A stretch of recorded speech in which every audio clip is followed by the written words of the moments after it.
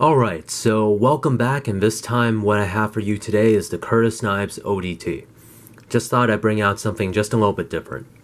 So the ODT in the name stands for Original Dog Tag, and it gets that name because if you look at it this way, it has the exact same dimensions as a regulation dog tag. So just a quick note about Curtiss Knives. I don't actually know what to classify them as. I think they're in some kind of gray area between custom and mid-tech. Everything kind of feels like a mid-tech, and they're cranking out mid-tech numbers, but it's all done in-house as far as I know.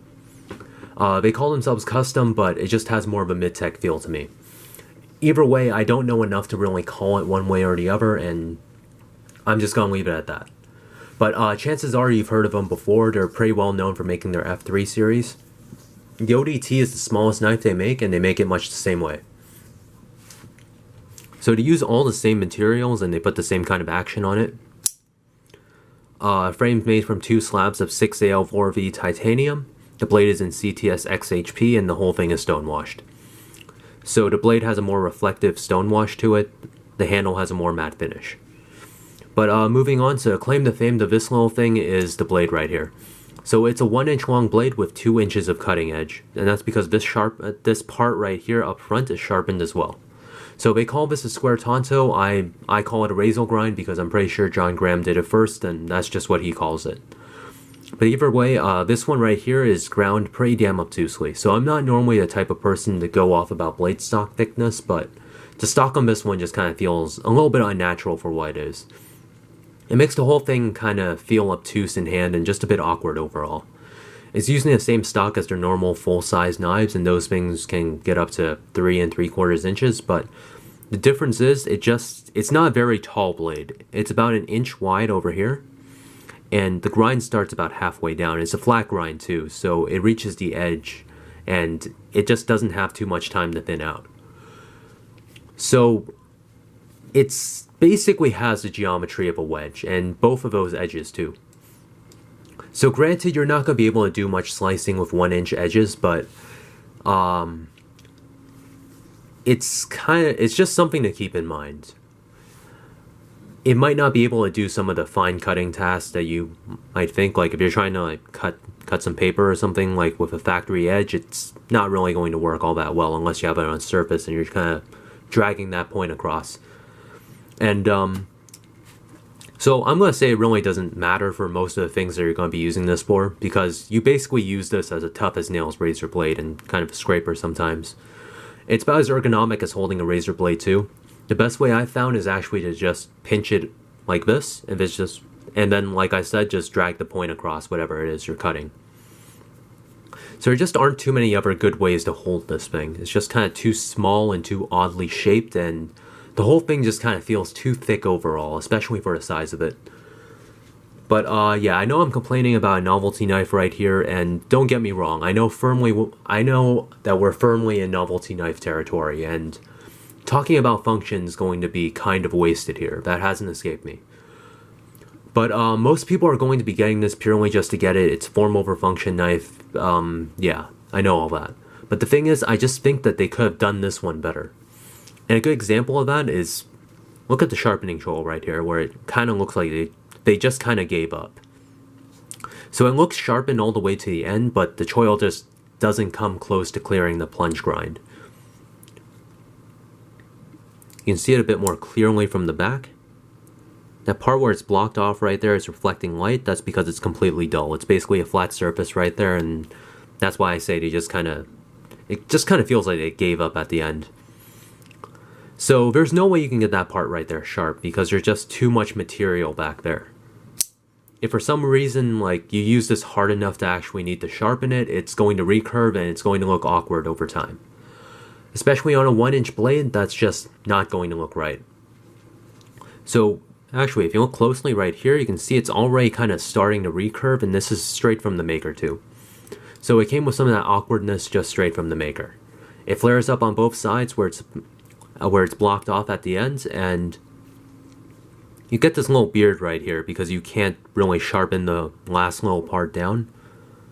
So my problem is I think it's an easy fix, because if you look over here, you kind of see where they knocked off the top point right there. That's because when it's closed, it's kind of up against the end of the frame right here, and they don't want you to poke yourself on it. They could have kind of carried that over here and just kind of shaved off the bottom part right there.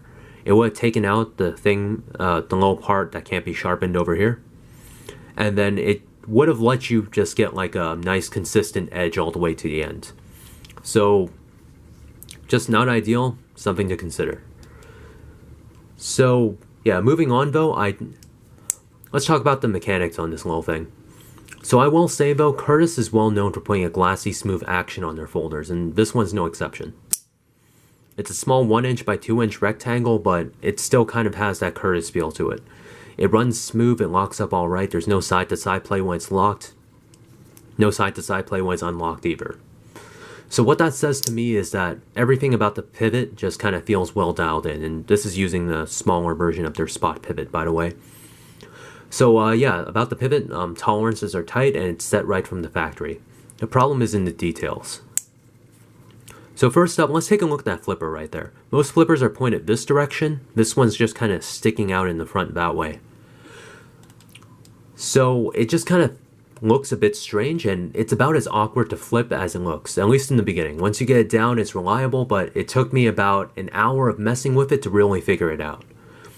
So if you go at this like a normal flipper, it's just not going to open.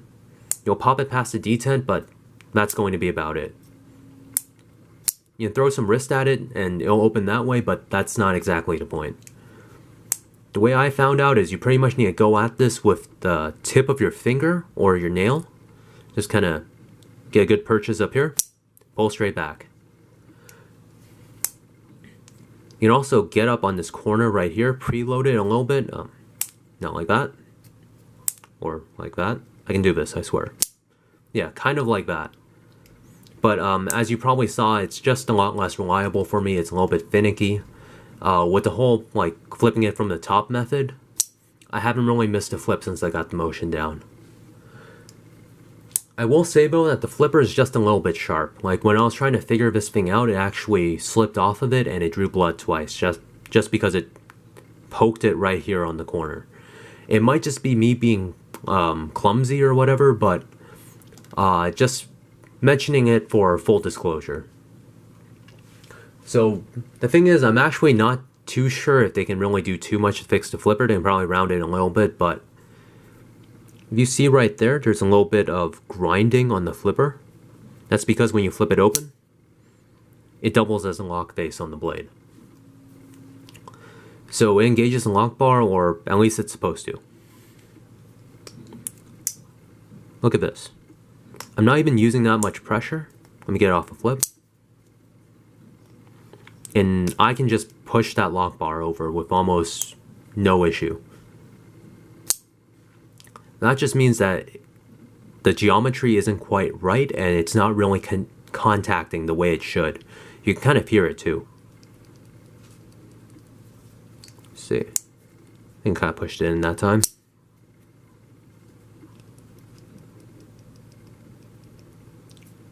Yeah, I'm not sure if you can hear that, but there's a small clicking sound that you can kind of notice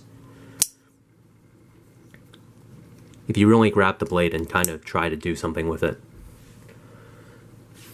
So I'm not sure if the camera got that, so you might just need to take my word for it, but there is lock rock on this.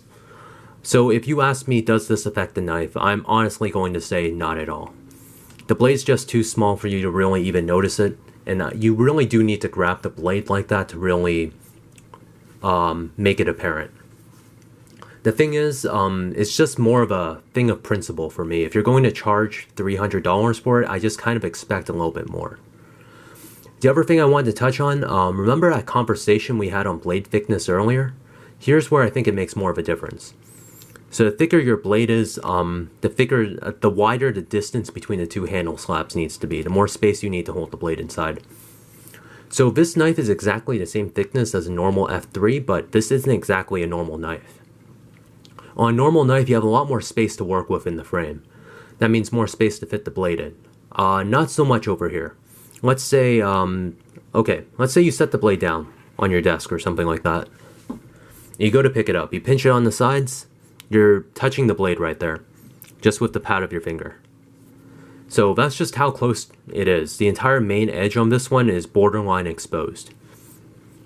Now I don't think it's actually enough to cut you, and even if it did, it would just really just look like a paper cut. But the main issue is just that it shouldn't be exposed like that. Folders are supposed to protect the edge from damage when they're closed. I just don't think it'll do that here. Let's say you're trying to get this thing out of your pocket, and you fumble, you drop it. So let's just say it bounces off the ground and like hits the side of a rock or something on the road. So even though you dropped a closed knife, if the rock hit this side right here, there's a good chance you might get a ding on that edge. It's just that easy for something to get up in there and hit the edge. It's made even worse by that relatively wide chamfer right there that's on both sides. So it's supposed to be for when you flip it, you run your finger along it at the end. But I'm going to argue that it's completely unnecessary. Look at the way I flip this one. I'm not touching the back of the frame at all. So I just don't see a real reason to dedicate that much to it. And even if your finger did run along it, just chamfer the inside slightly and you'll be fine. What it does do though is it just kind of works to expose the back of the blade even more than it already is. So with that wide chamfer on both sides, the space back here is even wider, so you can get bigger things like up against the edge. So yeah, like I said, so with the thickness and the exposed edge and the sharp flipper, it just kind of all comes together to make this really weird in pocket. So it'll fit in your watch pocket, it'll fit in the watch pocket of your jeans perfectly fine, but getting it out is going to be a bit of a problem. So part of it's just because it's so thick that, and it's small, so it kind of disappears in the pocket, but when you go to grab it, it just kind of doesn't want to come out of the pocket. And the other thing is, you're either grabbing that edge or you're getting poked by the flipper, or it's just so thick that you need to get your fingers on the side, and it's kind of small. The watch pocket's kind of small, so it's hard to get your fingers on the side right there to kind of pinch it out. Might just be a problem for me, but I might as well mention it. I'm making a video after all. So I'm just saying if I was to carry this one again, I'd probably need to put a lanyard on it. So just to sum things up, so even on a novelty knife like this, you just have an expectation in your mind when it comes to like a $300 knife, and I just don't think this one met the expectation. You can't just build a 1-inch folder the exact same way you build a 3 3/4 inch one. It just ain't gonna work that way. So if I was going to make some changes for like a version 2 or something like that, personally I would have thinned out the stock a bit. You can still keep the same strong edge too. You just have to make the flat grind a little bit more shallow so that you get the same thickness behind the edge. But what that would do though is thinner blade stock means you can get the entire package just a little bit thinner, and you'll have less space between the two handle slabs, so you wouldn't be able to touch the blade as easily. The other thing is I'd get rid of that big chamfer right there, again just to make it harder to touch the edge. I'd round the flipper slightly, I'd fix the sharpening choil, and I think if they did all that, you just have a better knife overall. As is though, I still think it does do its job. It feels like an indestructible $300 razor blade, and that's kind of its purpose. It does kind of have the same spirit as a Curtiss, but just not the build quality. It's never going to replace a full-size blade, but I don't think that's the intent of this one. In the end, it's always going to be a novelty knife. Concessions were made to make it what it is. You kind of need to compromise function for form here, if you're going for something like this. I just don't think they took the time to really get everything down, to really like put the thing in hand, to get all the details. There's a lot they could have done here to really fix it, and I'm hoping they do. But anyways, that's all I got on this one. Take care.